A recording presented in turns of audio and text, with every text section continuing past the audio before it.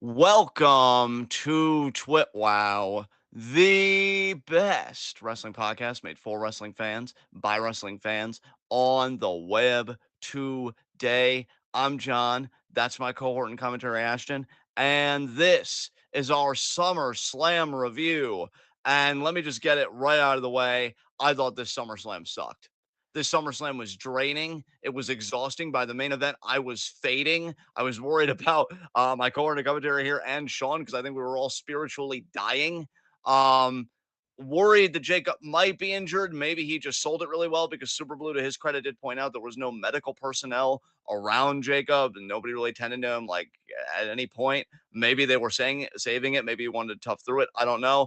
I'm just going to be interested in the wrestling reports in the coming days about Jacob's status because that did look bad. I thought there were a lot of overbooked choices made here.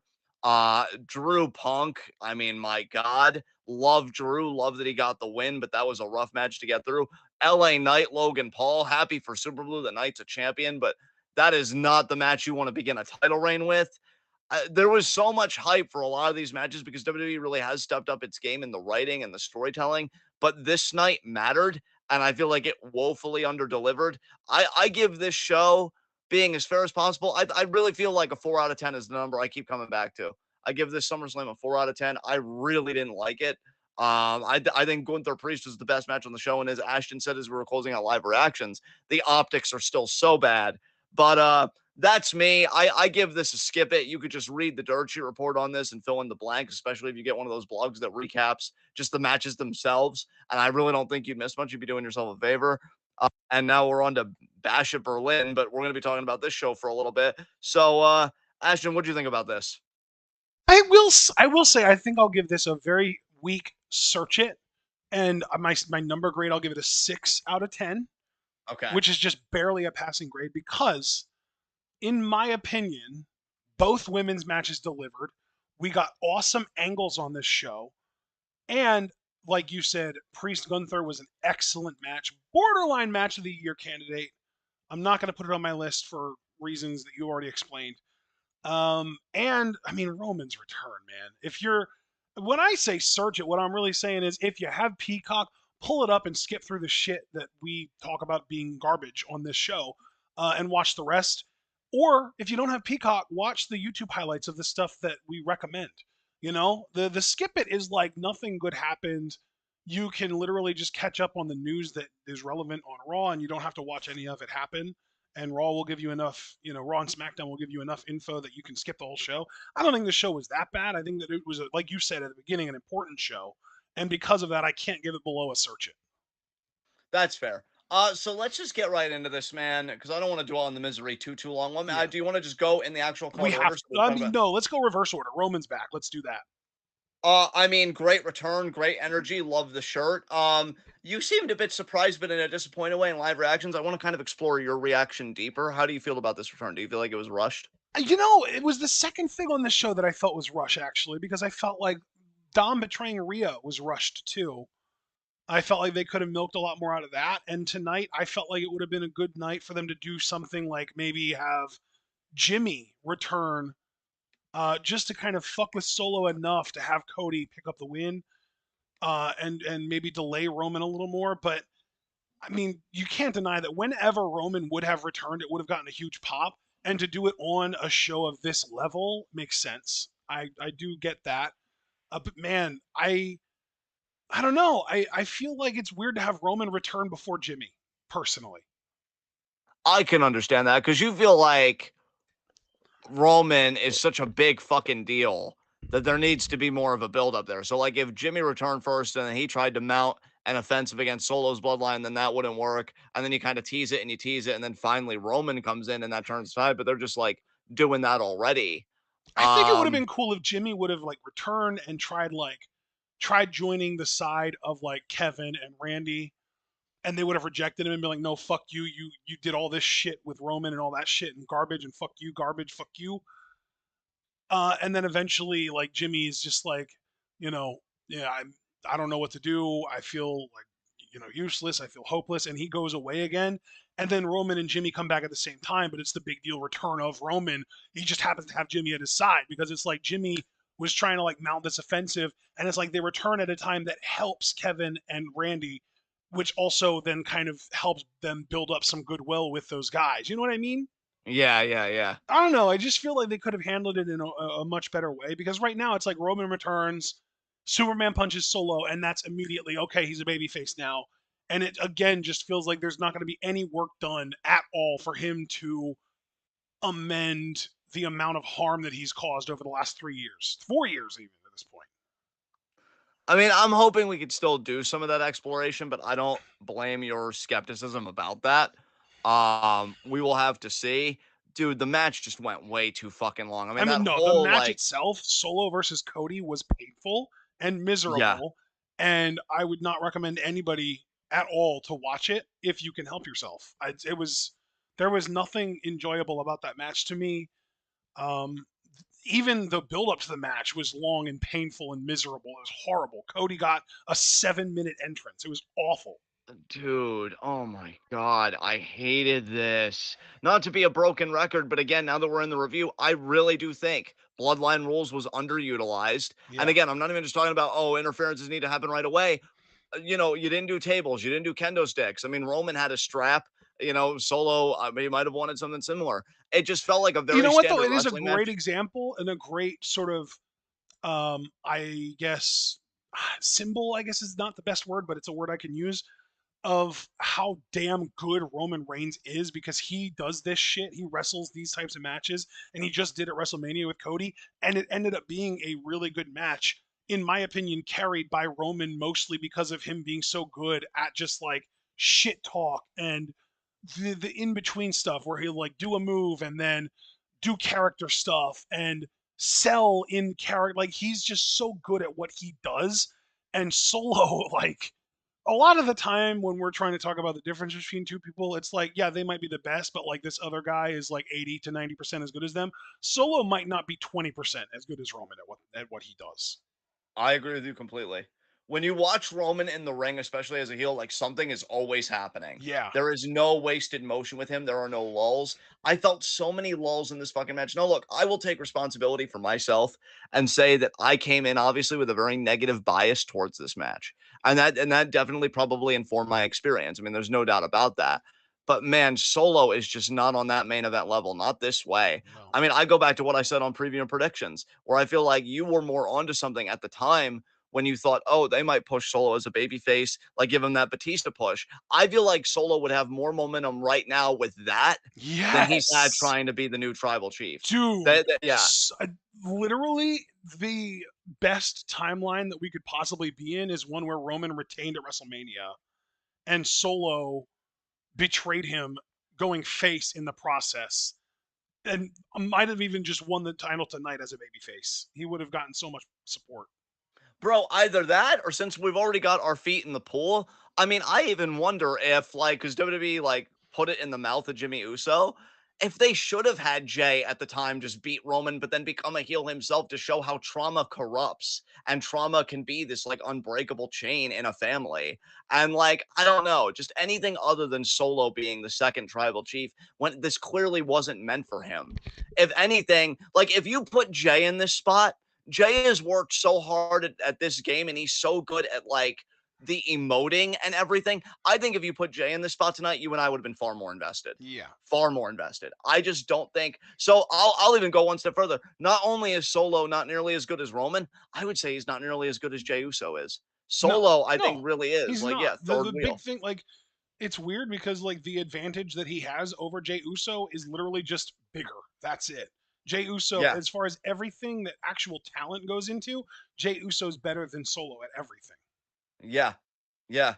Yeah, this was not good. I really hated this. I knew that it was going to be the weaker of the two world title matches, but I'll be honest. When Ashton said you didn't see SmackDown tonight, like before preview predictions, it's Bloodline Rules. That gave me some hope. It really did, because I know how great Bloodline Rules can be when we've seen how Roman and Roman, Rock, how yeah, dastardly that's they can exactly what be it is. with that Roman stip. raised the bar.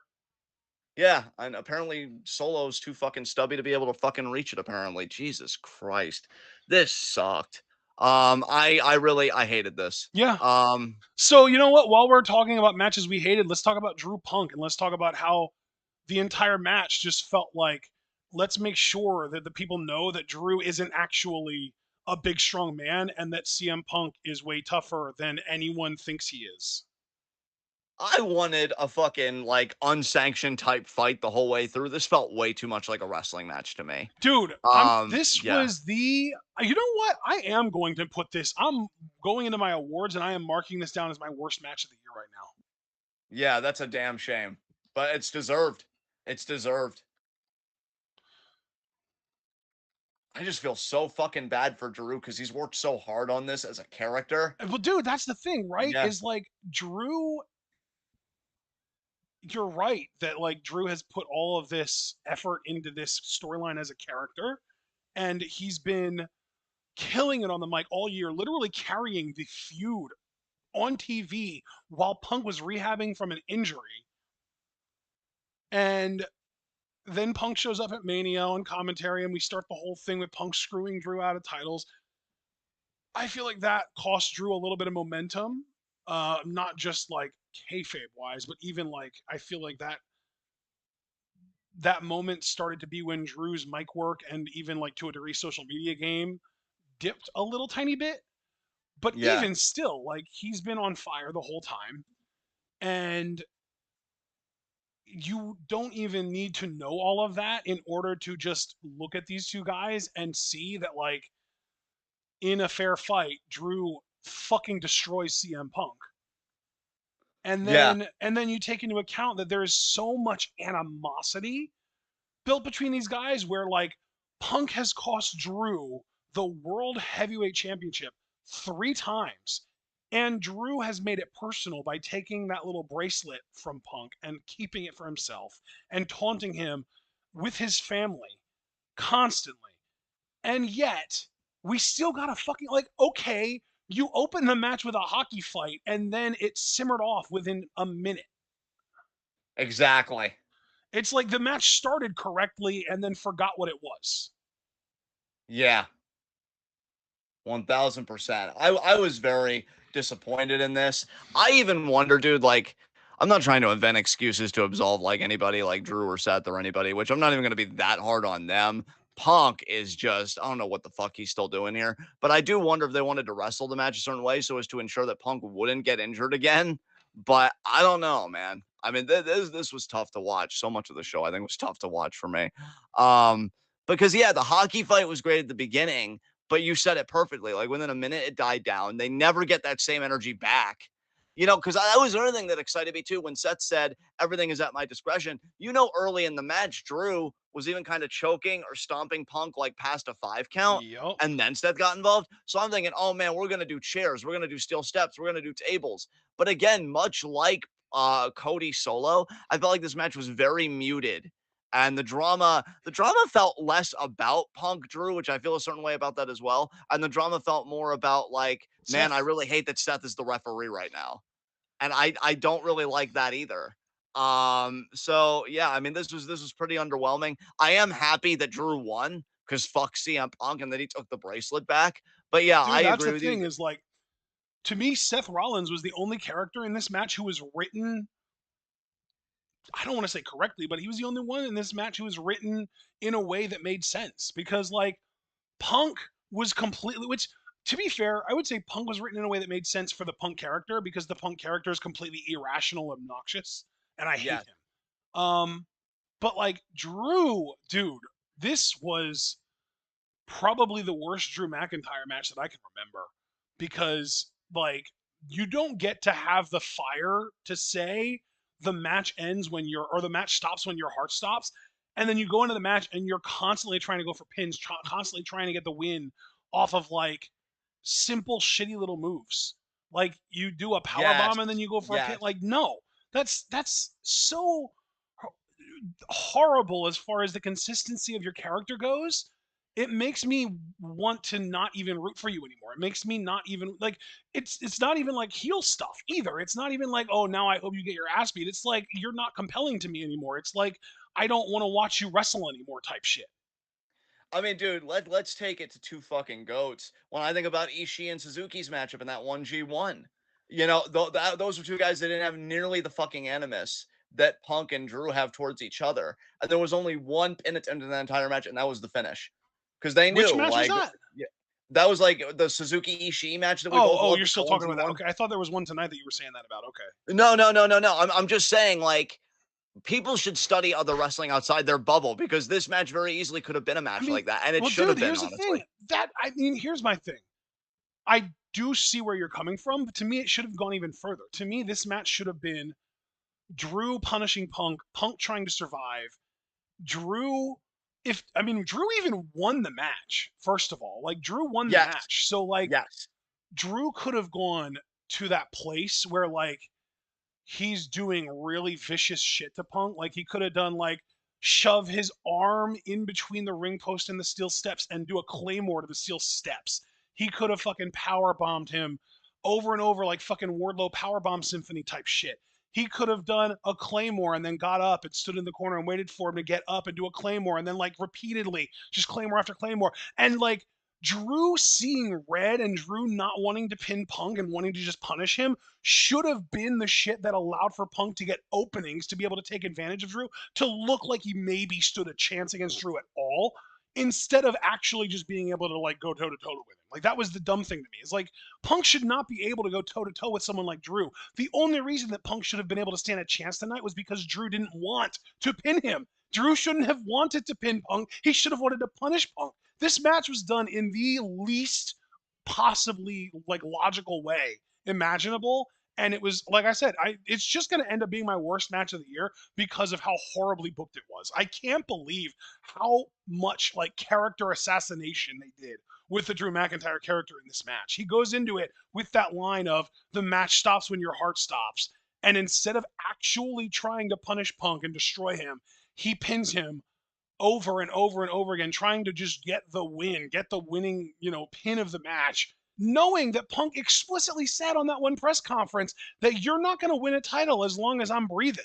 Like, yeah. fuck you, dude. You should actively be trying to kill this man. And Seth's the referee. He's not going to know the difference. Like, fuck, I hated this.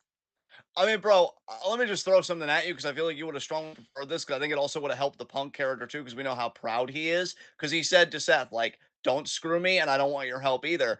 If Drew would have fucking mauled Punk, even if we had a back and forth, because let's be honest, a back and forth was inevitable. I think we got to at least be charitable to concede that, as much as you and I don't like it. A back and forth was inevitable, but there should have been a point in the match, either because of a chair, low blow, whatever, because Drew is supposed to be a heel, even though I hate it. So I'll even be charitable to that. But then after that tipping point, Drew mauls his ass. I almost wonder if Drew should have won by ref stoppage by Seth, and then Punk would be coping and seething because I told you not to help me. I had it. And then Seth could be like, bro, I doubt you were able to see what was happening to you because you were probably close to being concussed. He was beating the shit out of you. I saved your life. Yeah. And Punk, being the man that he is, like shoves Seth or whatever. And maybe he even delivers the GTS post match and leaves while Seth recovers. And then he kind of sees because he's like, I am so tired of this motherfucker. That's how they should have done it. I realize now. They should have It had should have been a Drew referee fucking. Yeah. stoppage. Seth should have still been the person to determine who wins the match. It should have been a referee stoppage. Seth should have called Yeah. the match in favor of Drew because he just wasn't going to stop. Yeah, exactly. And then Punk, being Punk, would have been indignant about it, done the GTS post match again. Seth recovers, and he's just like, I'm fucking sick of. I need to get my hands on him because I'm fucking sick of him now too. Yeah, I did. This was so easy. I think you and I just fixed it in just a matter of a minute, like talking to each other. I don't know why they didn't do it like that. Because again, even if you wanted to get the heat on Drew and say he only got that tipping point to maul Punk because of a low blow or whatever, fine, fine. I don't agree with it, but fine. But the idea that it's not even Seth's call and that Punk doesn't even look that vulnerable from a man that like should really, like you said, want to kill him because a bracelet apparently supersedes 3 screwed world title matches. I'd fuck off. What match do you want to talk about next? The only other match that we both explicitly hated beginning to end, which was LA Knight versus Logan Paul. And we don't have as much to say about this, just that we both went into it rooting for LA Knight and still came out of it hating LA Knight. Yeah, like, look, I want Logan to lose everything, and I want him to be alive to witness losing everything. I didn't want him to break his fucking neck off of like a botched superplex turn weird brain buster or whatever the fuck. Yeah. Um, yeah, I don't know. This match fucking sucked. Oh, LA Knight does not know how to work. He has a stick up his ass. He still hasn't fucking dislodged. Logan is good at working, but he needs a lot of time to choreograph his shit. But he's still a piece of shit human being that shouldn't even be getting platformed. His logo shouldn't be in the middle of the fucking ring. He shouldn't be making money off of this business. But then again, it's always been a shitty business, so it's gonna do what it does. Yeah, I guess congrats to LA Knight. His reign better be better than that fucking match was, because Jesus Christ, that was awful. Um, that's really all I have to say about it. So I guess we can move on. Okay. Glad that they got the title of Logan Paul. Hopefully they might just be done doing business with him now. That would be really ideal. I doubt they Yes. will be. I doubt it severely if they're still willing to go back and maybe dip a toe back into the Brock Lesnar bucket because he probably does really good business for them. But it would be ideal. Anyway, moving on, the next match that we can talk about, I mean, let's talk about Sammy Braun, because this was a really quick match. It was only 5 minutes. The right man won. Braun is the new Intercontinental Champion. And I think the match itself was really like forgettable. Like there wasn't really anything going Yes. on here. It was just Braun wins. That's it. Like there was a Frankensteiner that was really cool in here, and that's about it. Yeah, their Money in the Bank match was a lot better from an in-ring perspective. Right man won here, but I wanted a Money in the Bank caliber match, especially because Sammy, we saw how much heart he showed against Gunther, and Braun beat him in a little over 5 minutes. So that tells me if Braun ever turns face and he gets in the ring with Gunther, Ooh, he ooh, should beat baby. Gunther. Yeah, like I don't know. So I really don't want to be too hard on this match because my guy won. I don't want to have sour grapes. But yeah, I was really hoping for more of a Money in the Bank caliber matchup here because Yeah, that was so good. That might even go on my underrated match of the year list by the end of the year because I don't think a lot of people have been talking about it and they should. yeah, yeah. But Okay, so yeah, next. yeah, let's talk about Bailey Nia next, because this is a match that I know that we're not happy that Nia is the champion. I think we kind of expected it to happen, but we're still not happy about it. Right. I'm kind of happy about one thing, and that's that Charlotte did not show up, which maybe that means that we're going to get a rematch Bailey Nia again at Bash in Berlin. Um, we'll see, but I am very curious what you think now about the status of the WWE Women's Championship going forward now that it's on Nia Jax. I do think Nia is a better worker this time around. I do think this reign, because this is only her second women's championship reign, which is kind of wild to think about. Yeah. I do think it'll be better than her first one. Her first one sucked ass. Um, I still think that Tiffany is ultimately going to turn babyface and maybe at the expense of Jax. That would not surprise me. I agree. I Uh, think it's possible. I'm almost wondering though if maybe they'll do like some weird shenanigans where Charlotte comes back, because I'm still expecting Charlotte versus Nia, Queen versus Queen, because Nia yeah. is the reigning Queen of the Ring until next year's Queen of the Ring tournament. So like that's just a whole year worth of Queen Nia that we have to deal with. Yes. And so I'm assuming that she will probably drop that title to Charlotte. But my question is, are we going to have her drop the title to Tiffany via cash in and then win it back from her before dropping it to Charlotte? Or does she drop it to Charlotte and then Tiffy cashes in on Charlotte instead? Yeah. I don't know. I don't know. I could see Tiffany cashing in on Charlotte. I mean, I still feel like they might want to save Tiffany versus Charlotte for Mania next year, but that's still quite a ways away. So I don't know how you stretch all that time out. But yeah, I like where your head's at because you're just trying to really like think ahead, embrace yourself for when Charlotte comes back because it seems inevitable. Um, I don't know. I don't know. Yeah, it's rough. It's Yeah, rough. yeah. A great performance by Bailey again, though. I'll tell you. I mean, she just continues I to know just that be Mark fantastic. is not going to want to hear this, but maybe Bailey and Michin for tag titles. I would not mind that at all. Yeah. I mean, fuck. Honestly, God, there was so much I wanted from this Bailey run that we did not get, and yeah, I don't know. I don't know. I'm proud that Bailey was women's champion. She's one of the best workers in that company. Gave Nia Yeah, a great match, and again, Nia, Bailey and Rhea to me are the two best women in the company, non Joshi specifically, and I would yes, even put them on the level with most of the, with Asuka. I think they're both probably better than Kylie, and around the same level as Io to some degree. Maybe Yeah. a little below her in the ring, but because they are native English speakers, they're better than her on the mic, kind of thing. Yes, yes. So yeah, that's. Yeah, I think that's judicious. I think that's fair. Yeah, But to me, I'm that's looking like the forward. big Yeah. four of WWE right now. I think just like overall performer wise, I think that the big four of WWE overall in women's terms is Bailey, Rhea, Io, Asuka. Those are the four, like the Mount Rushmore of current WWE women's wrestlers. Man, when Asuka comes back, it's gonna be a different kind of energy, I feel like. Yeah, I think Yeah, it'll be yeah. Bianca is definitely like because I think that Mount Rushmore originally had five faces. That would be Bianca. Yes. Yes. All right. Do you have anything else you want to say about this match? Because I think I'm good. So we can I move on. honestly, this was a really good match to me. I enjoyed it. I thought that Nia did a really good job in this match. Yeah. Bailey being able to powerbomb her and carry her weight as far as she did was incredible. The spot of the entire show for me, I think. And yeah, Nia Jax's best match of her career, in my opinion, and Bailey does it again. Bailey just magical. Yeah, absolutely. Absolutely. Huge props to Bailey. Next up, though, let's talk about. I saved these two for last because they are both related. The Judgment Day implosion. Finn costs Priest his world title against Gunta, and Dom costs Rhea her title against Liv. Yes, the Terror Twins have been iced out of Judgment Day. Yeah. Um, Gunther Priest was really good. I'm telling you, man, like, look, I always keep it real, and I have said over and over that the character, the writing, that's where the optics are really bad. Focusing on the wrestling, I still fucking love Gunther, bro. The Yeah. look, how he works, how he has an aura. His chest is bleeding, and rather than looking vulnerable, which he does at times, he does enough when Priest is on the attack, as he should. That moment where he puts the blood like in his air and in his like, you just get to fire himself up. I'm like, oh my fucking god, this Yeah. beast. I love Gunther, man. Like, I know he's gonna win me back, and I know I'll be able to forgive this someday. I wish they never did it at all. Right? It goes back to that saying, like, don't apologize, just don't do it. And I don't want WWE, and I know WWE never would apologize because I don't see anything wrong with being racist, which is very fucking unfortunate. But I'd rather you just not do this shit. Because I even said I was thinking about what you could say. Gunther's whole character, he's almost like a conservative in a way, right? Because he has this idea of wrestling that just is totally incongruent with the reality of wrestling right now in 2024.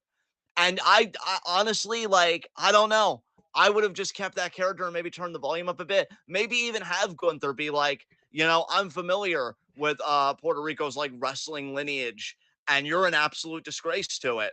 You're nothing compared to insert name here or whatever. And then Carlos really, Colon. yeah, Carlos Colon. Was Pedro Morales, does he fit that bill or I no? believe so, yeah. You're not Pedro Morales. You're a joke. And Tito. so yeah, Tito Santana. I mean, those guys would look at you and they would think that you're nothing. And so you still stay classist and elitist in a way, but you're a wrestling elitist, which has always been his character. And then he could even insult the crowd too. You could take a subtle shot at AEW and be like, I know these people don't have it in them to appreciate my wrestling because I'm not doing 5 flips in the air for like 900 degrees or whatever the hell. And some people are even making whole companies out of that style today. It's a joke. And like, I would just have them rake AEW over Coles, rake the other workers over Coles. And if people are like, it's a burial, well, I mean, he's a different type of wrestler. I mean, I loved when he said in an interview recently, like, I'd like to do a steel cage match because I don't like how steel cage matches are done today. And I'm like, yeah, like, Let's this see dude, Gunta's take on a steel cage match, please. I would love to say, dude, he is a wrestling conservative. That is the character. And when you look at Priest Keep it to and the he wrestling, though. We don't want him to be socially conservative, too. Fuck. no, I agree. That's what I'm saying. Like, if you would have kept it to the wrestling conservatism and say, you and your Judgment Day, with the guy with the head and you doing your spinning little kicks as if that's gonna beat me. I'm gonna chop you down and I'm gonna take everything you care about. Yeah, I mean, it might come off a bit boomer at times, but I would rather that than just being like street trash like you doesn't get to be world champion.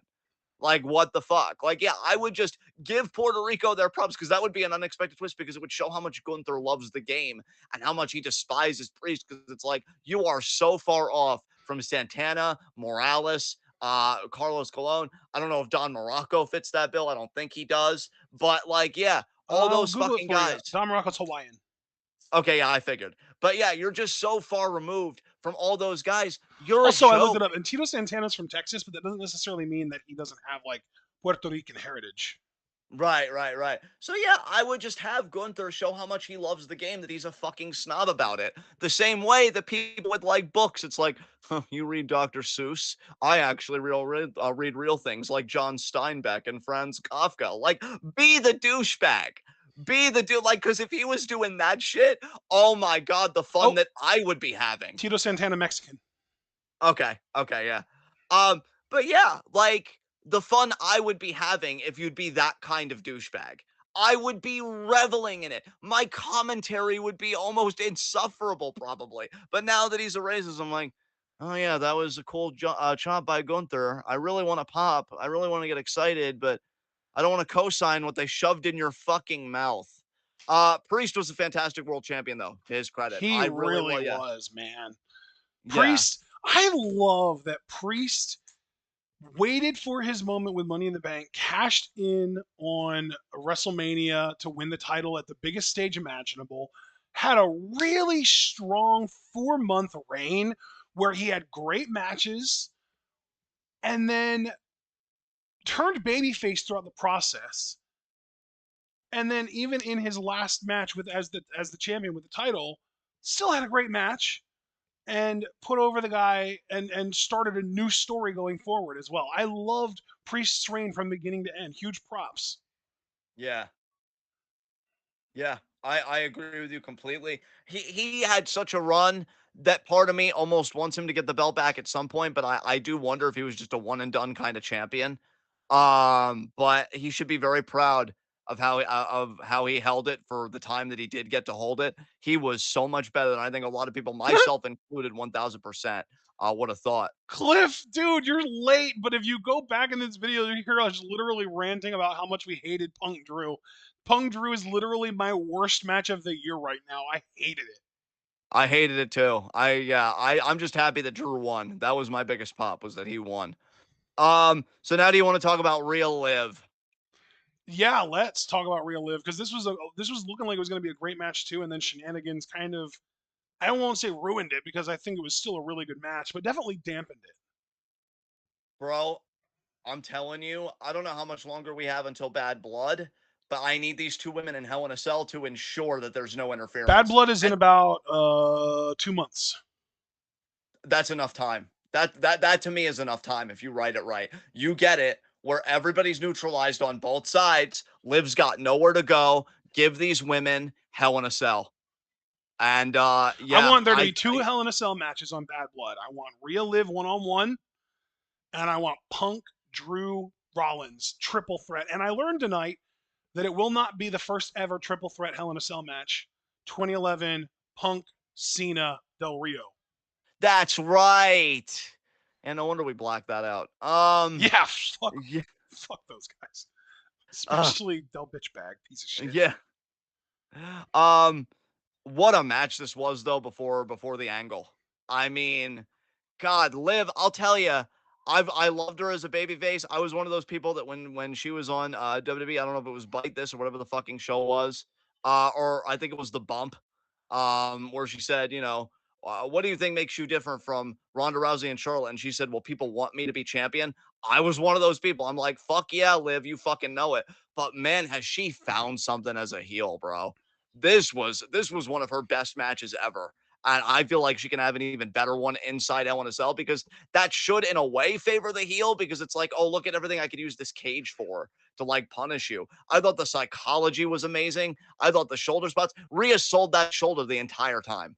I want to thank Rhea Ripley because she restored some of my hope that people understand that selling makes a match compelling, dramatic, tense, the things you want a match to be to get people engrossed. Yeah. If Rhea, because dude, and I'm not even capping about this. If it was AEW, that shoulder would have never even been sold in the first place. You never probably would have even done the cool spot of getting it back into place because they would have acted like it was never a problem to begin with.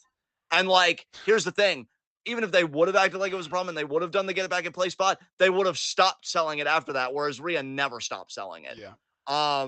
Yeah, she's fucking goated, man. She is so fucking good. I want to get some of your thoughts though. What did you think about all this? Like I said, man, great match.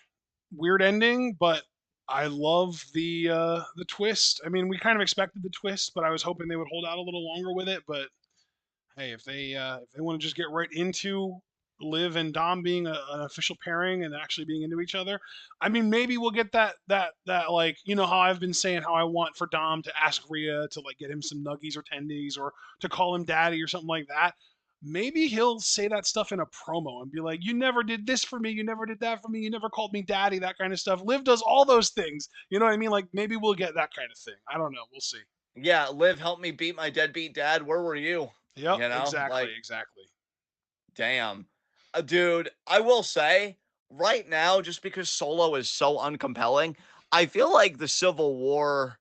I don't even know if you could really call it a civil war because really it was a coup d'etat, if anything, from a guy that does a coup de grace and Finn Balor and Yeah. fucking Dominic, all these people. But I feel like the tension between Priest and Finn. I'm sure Priest also gonna get his hands on Dom. Rhea absolutely should get her hands on Dom. I need that intergender match, please. Um, I think that's more compelling right now to me than Bloodline Civil War. And the only thing that Bloodline Civil War really has going for it for me is Jacob Fatu, who again I am praying is not fucking injured, and of course Roman Reigns. Um, so yeah, like I'm looking forward to this implosion angle. And so yeah, I'm curious what they'll do. Finn, I thought executed his part perfectly in that match. I love the back turn and just kind of the scowl at Priest. That was great. Uh, That was yeah, fantastic. yeah. And I will say, The, just because of the fact that like the whole Judgment Day implosion was happening tonight, they almost had to do Liv or Dom turning on Rhea tonight because if they wouldn't have, it would have staggered it more, and that wouldn't have made sense. exactly, exactly.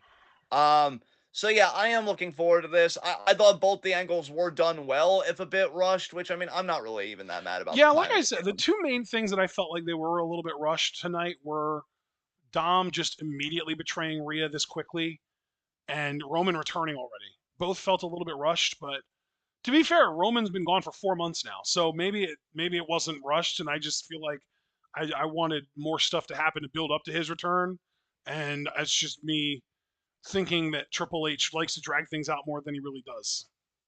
Yeah.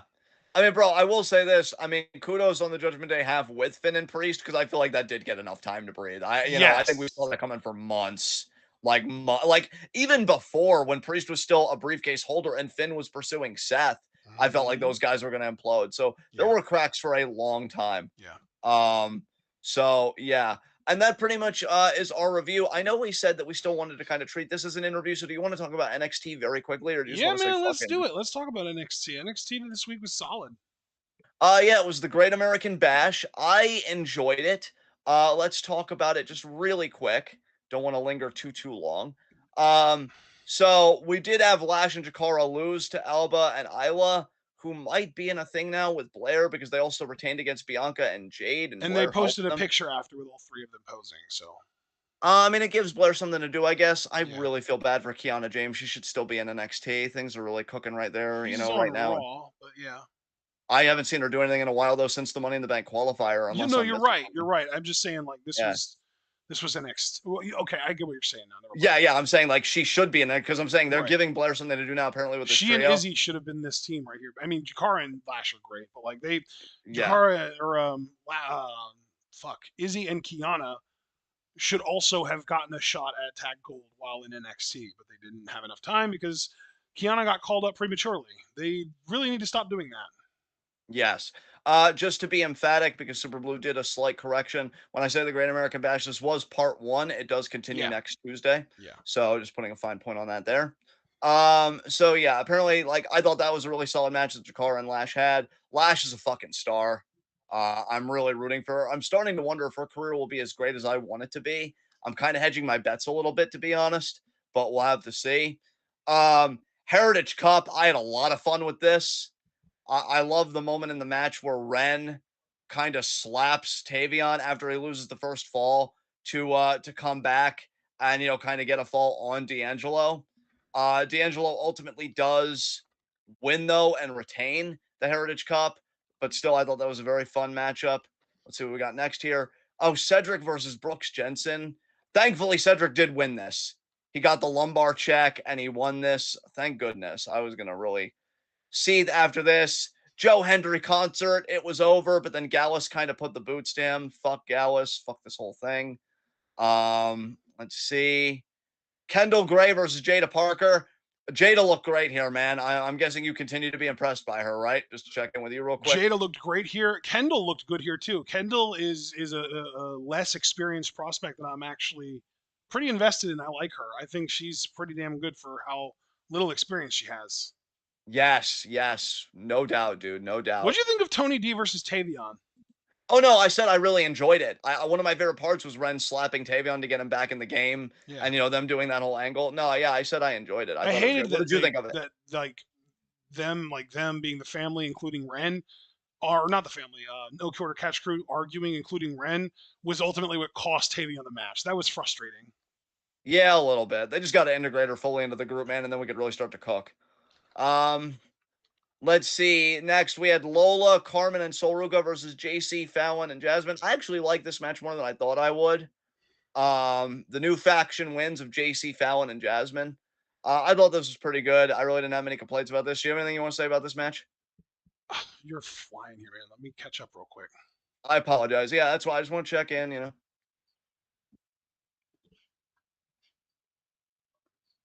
Um,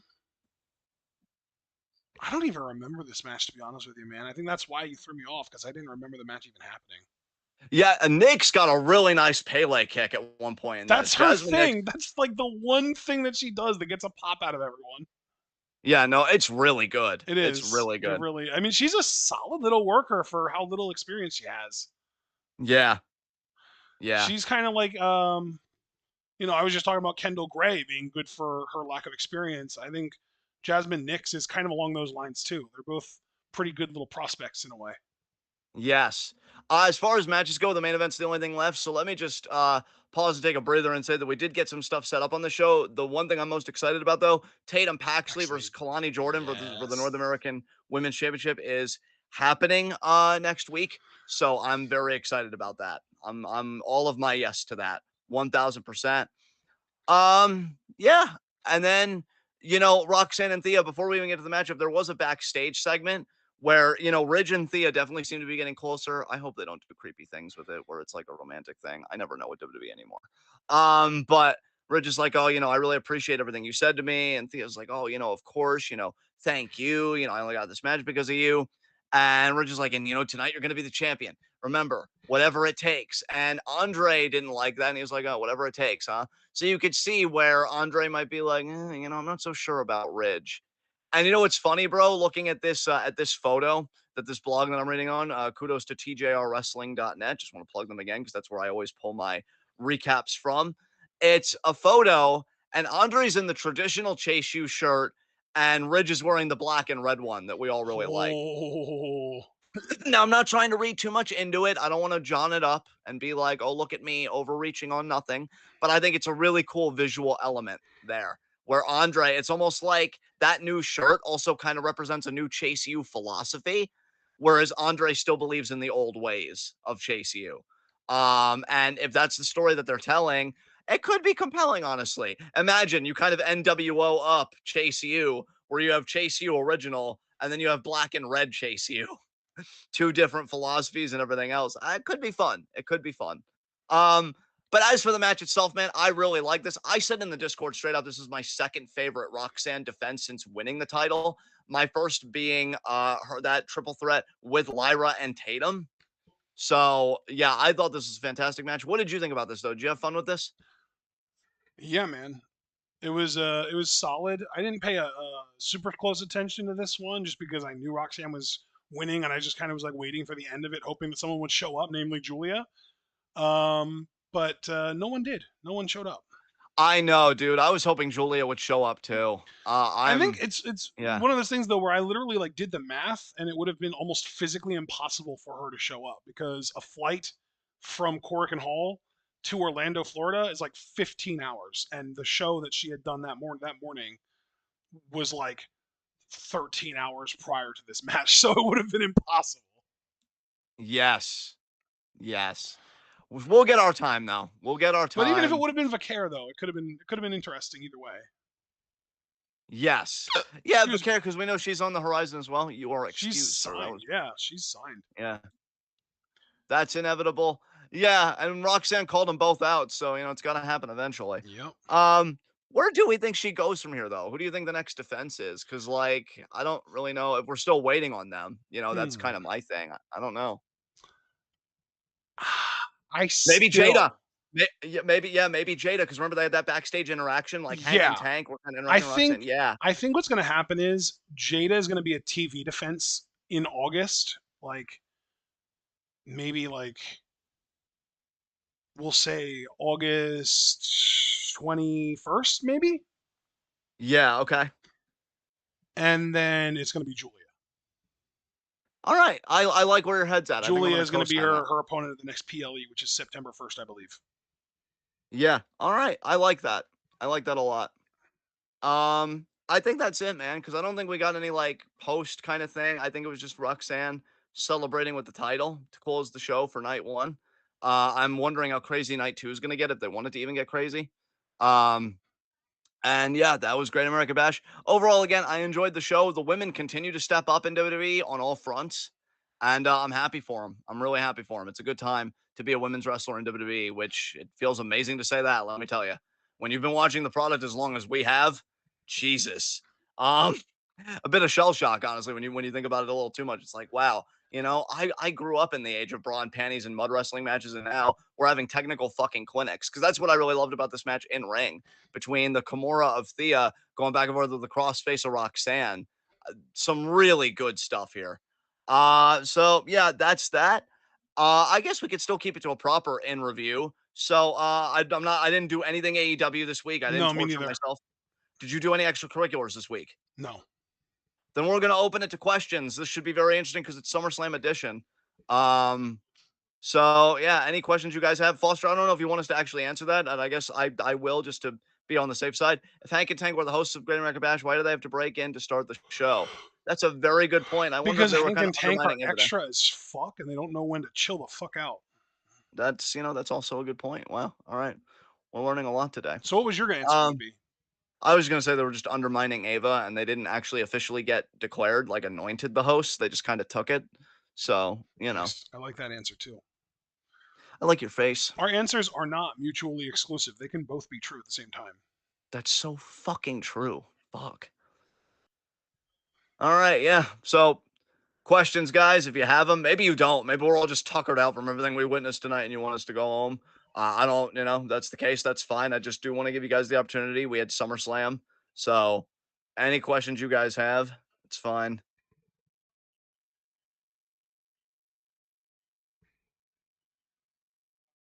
Kimimoto, why bring Roman back and not Jimmy first? I'd like to know Uh, that too.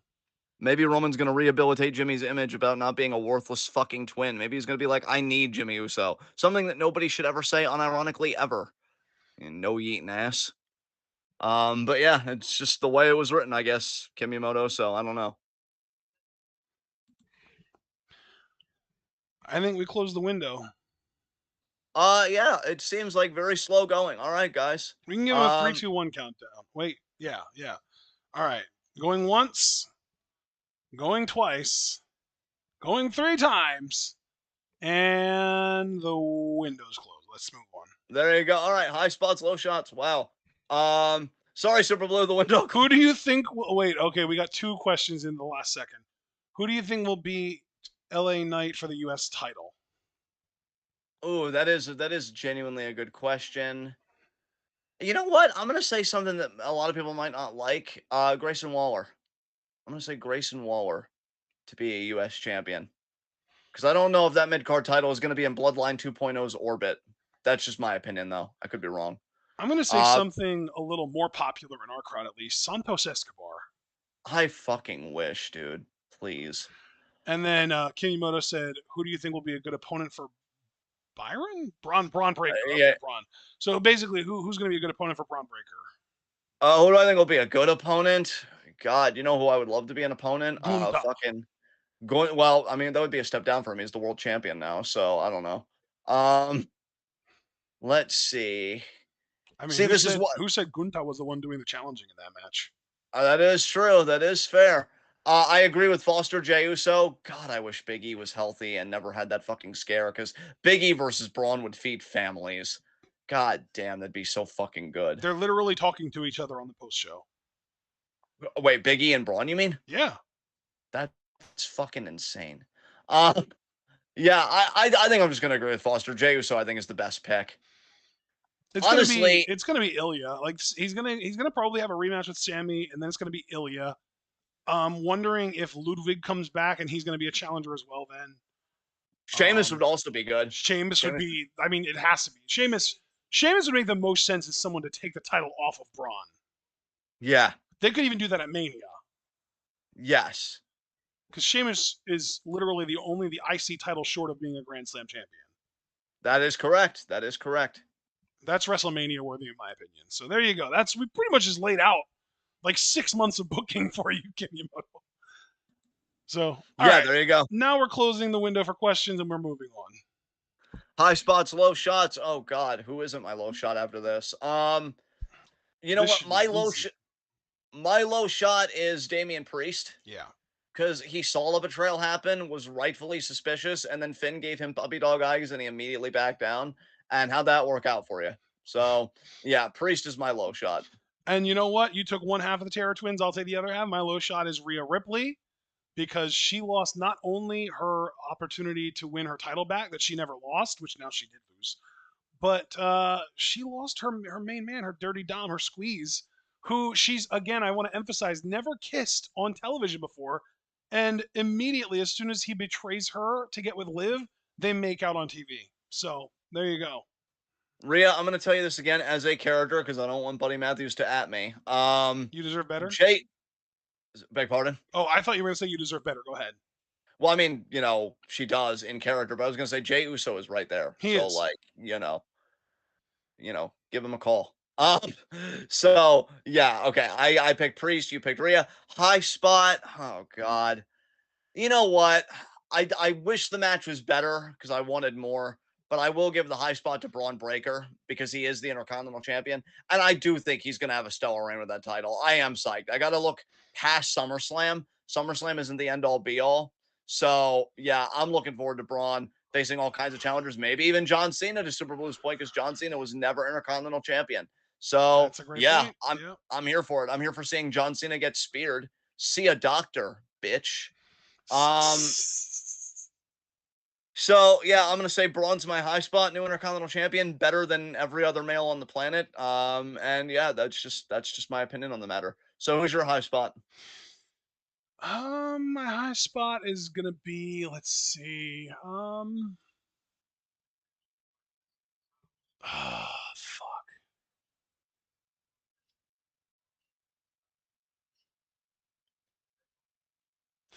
Fuck it. Roxanne Perez for retaining her title.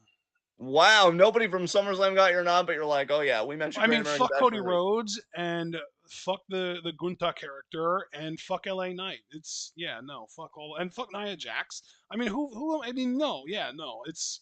I mean, I guess it could be Liv Morgan, but like I'm not really rooting for her to be in a toxic relationship. So no, I'm just giving it to Roxanne. No, I mean, look, let's be fucking clear. You are so right. I just loved watching that whole process, especially that no, yeah, no, as if you were like in a debate with yourself. Like, no, no, I am right about this. Doubling down confirmed. And you know what? You made the right fucking call. All right. That was in review and really emphatically our SummerSlam review. Yes. Leave a like as you file out, guys. Subscribe, click the back notification so you don't miss anything. That's what goodness. Check out everything we're involved in the description box. Follow us on Twitter and Twitch because we are the best wrestling podcast in all the IWC. And we will see you guys again.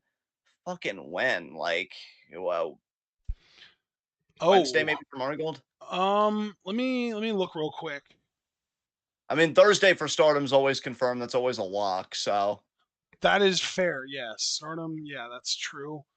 Muddy Gold, upcoming shows scheduled to stream live. It looks like something probably already happened. So let me pull up their schedule. Mighty Gold's schedule. They had shows on 8-3 and 8-4, so those will be up probably on 8-8 and 8-9. So that is Thursday. So yeah, Thursday is the next time we see them. Okay. All right. We'll see you guys Thursday then for Stardom recap. And have a great rest of your weekend, y'all. Be good to yourselves and each other. Tune in and peace out.